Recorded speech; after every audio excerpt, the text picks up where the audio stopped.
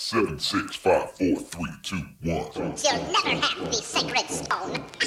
Oh, this you crazy mother.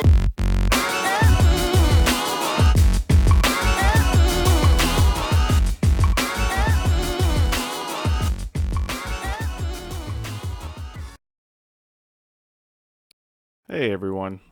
Uh, this is something new we're trying. For now, we're calling it the nightcap.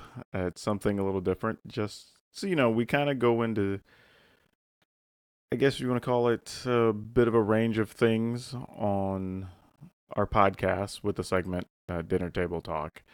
And some of it kind of expands out, but we don't want the podcast to go for 2 hours. Though I'm sure some of you would listen for 2 or 3 hours. We don't want to do that to people every week. So we're going to let this be some space where we can expand on a few topics. So here we're talking about kind of where we were in episode 1 when we talk about people making assumptions about a lot of things and ultimately how we end up with women being kind of mistreated in our game spaces. That's a tough one because I think it starts with the assumption that for whatever reason that women aren't also interested. And I'm not sure why that is. I mean, I get traditionally, right? Like it was an old boys club for the most part, right? Like guys hung out, we went, and I say we, like I was there, but like, guys got together, they played D&D in basements, and we went to conventions, and guys sat around and played all day, and that's great, right? The market catered to men, built stuff for men, built by men. I get it. But that was also a long time ago, right? That's not something that holds up today, really. Also, sorry about the mess. You guys are kind of seeing my whole recording setup and my green screen over there and just have a lot going on. This place is a mess. I'm glad you can't see what's over here off screen. But yeah, it's I think people just have to understand that we're just not in that place anymore, right? There are a lot of women, there are a lot of minorities, because for a large part, I would say, of probably the first at least half of the life of what we would call the modern gaming genre, there weren't a lot of non-whites even that weren't involved.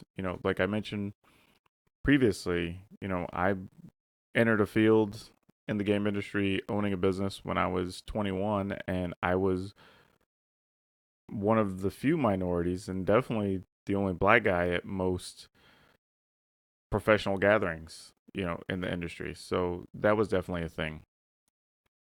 And again, back to the topic of women, I'm kind of confused because if I was a guy that was single, and or maybe even a woman, or actually for that matter, like, but in this case, speaking about a guy who's single and assuming you're heterosexual,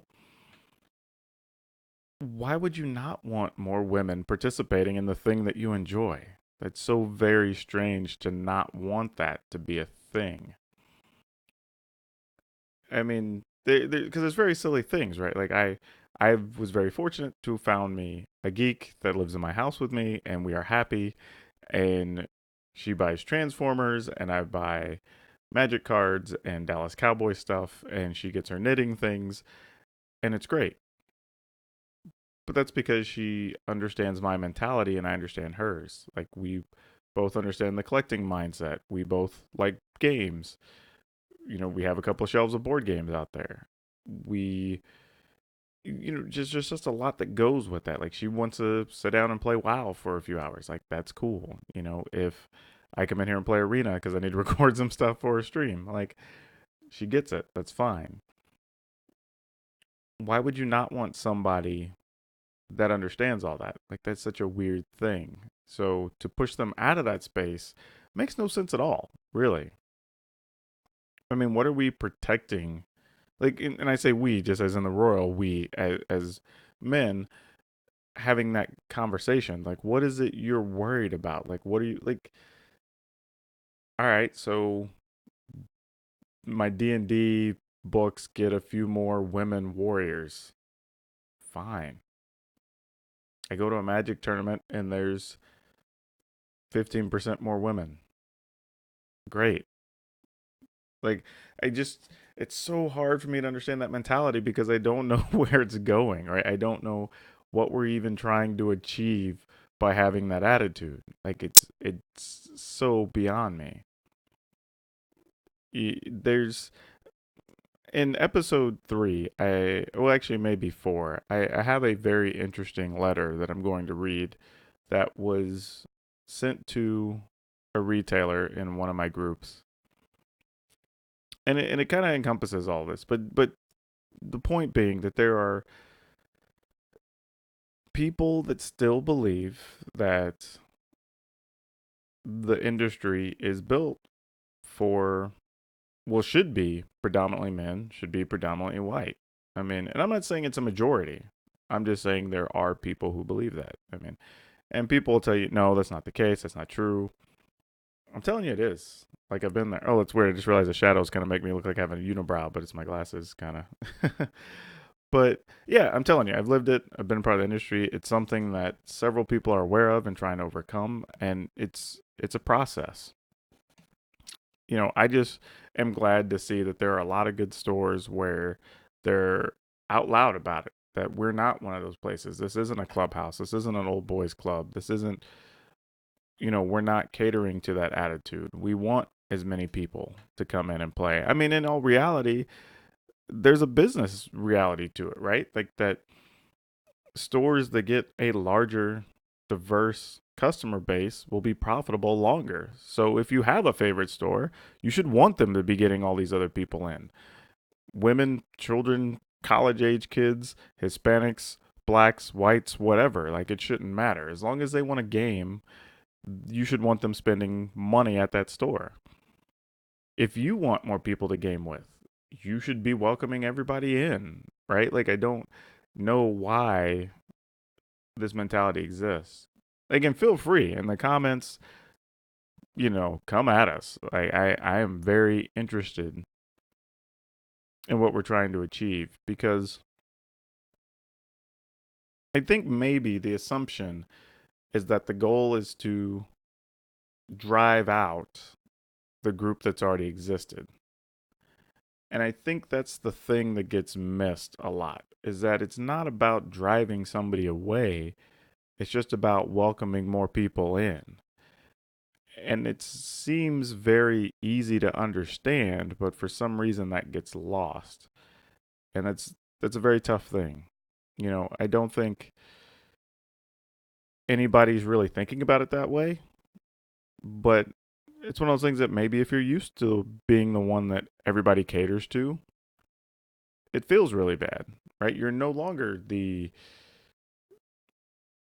favorite child, so to speak. It's tough, and I'm just glad to see multiple companies, promoting women into some of the higher positions, going out and actively getting minorities to have different perspectives on things in the games.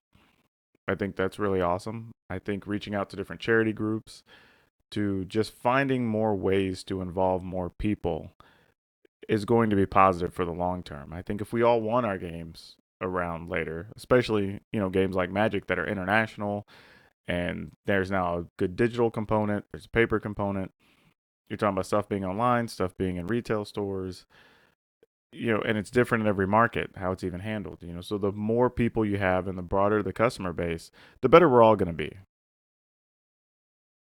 So, I mean, I guess that's really where I'm getting at. Like, help me understand the mentality. Like, why are we wanting to push all these people away? They all want a game just like everybody else. Nobody wants to get rid of you. I mean, it's all about being inclusive, not exclusive. And that includes the people that were here first, or that were grandfathered in, I guess, for lack of a better term. But anyway, we're hitting the 10-minute mark. We're going to wrap it up. Just one of those things, we're going to try this a few times, see what happens. And hopefully everybody enjoys these extra wrap-ups on the nightcap. Just kind of something to dive a little deeper, share a few extra thoughts, get some extra discussion going here in our YouTube channel. And yeah, it'll be one of a few things we'll have up. We'll have some gameplay videos. We'll have a few different things. We're working on some stuff, but we want the Color of Magic, I guess, brand to be very accessible and cover a wide range of ideas and presentations. So hopefully, yeah, our presentation will get better. Sorry, this is just an idea I had while I was here, and I figured I would follow up with our most recent episodes and give you something good to talk about. So thanks for listening, and wherever you are, good morning, good afternoon, good evening, and good night.